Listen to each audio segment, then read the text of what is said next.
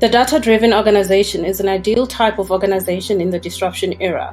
In fact, many disruptors such as the many digital platforms, that is online streaming, online music, online gaming, food delivery, online accommodation, ride-hailing apps, and many social media platforms are themselves, in many ways, ideal forms of data-driven organizations.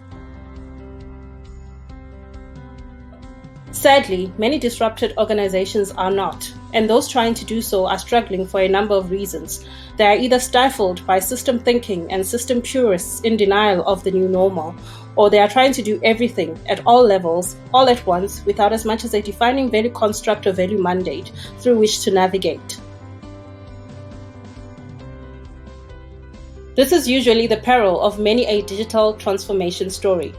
The transformation ends up being nothing more than an exercise of preservation of the status quo, a total waste of money and time at a time when such cannot be afforded. In this chapter, we offer a model or playbook rather of going about a business transformation process with the objective of rotating towards being a data-driven organization in a way that leverages the positive elements of the context under which the organization operates. Context is important because it provides guidance towards placing priority on the right things, as opposed to focusing on the shiniest outcome that in the end will yield relatively very little value. Right, so what informs the entire process is the overall business strategy that takes into account all the value constructs that the company wishes to build and deliver on going forward.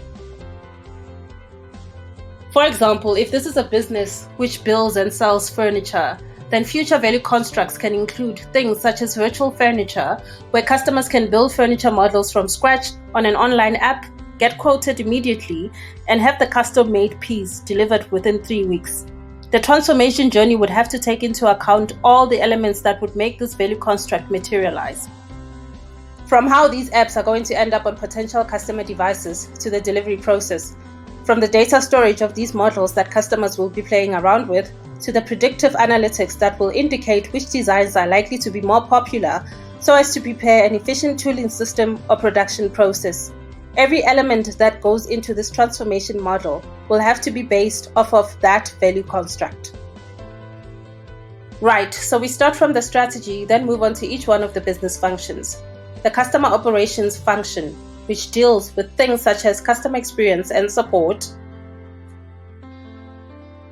Then marketing and product development, which involves sales, advertising, and market-facing product architecture.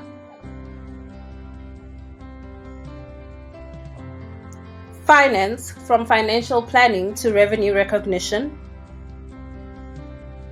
Human capital management, an area in charge of the execution of the mindset shift from siloed system thinking to data-driven kumbaya.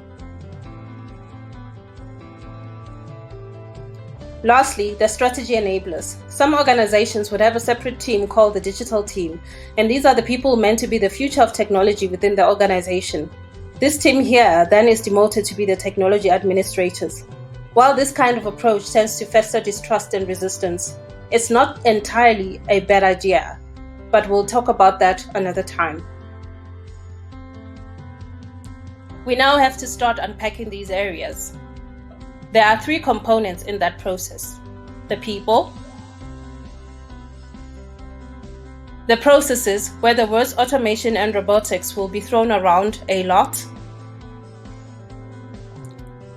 Lastly, systems, where the lifeblood of our new data-driven organization, the data, resides and is hidden in many shapes and forms and gets taken out in bits and bobs like treats at a toddler's party.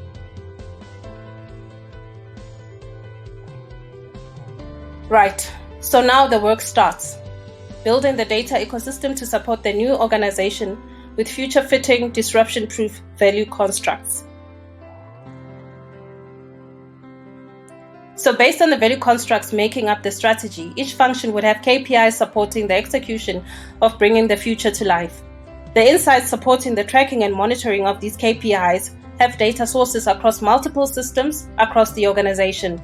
These data sources should be identified and then fed to little parking lots called data marts that will carry data specific to KPIs and functions of that area.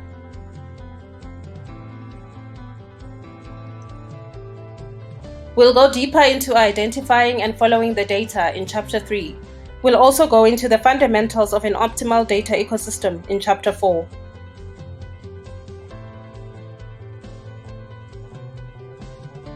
These mods feed into an analytics engine where all the insight generation and automation will be done, with a number of business-serving outcomes derived.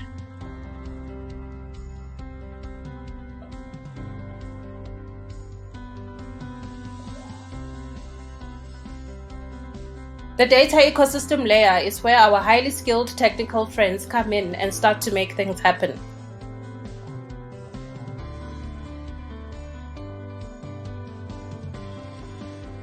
Once this layer is functional and is directly aligned to our value constructs, then we are well on our way to becoming a data-driven organization. A number of insights-driven activities can now take place and yield the desired impact and results.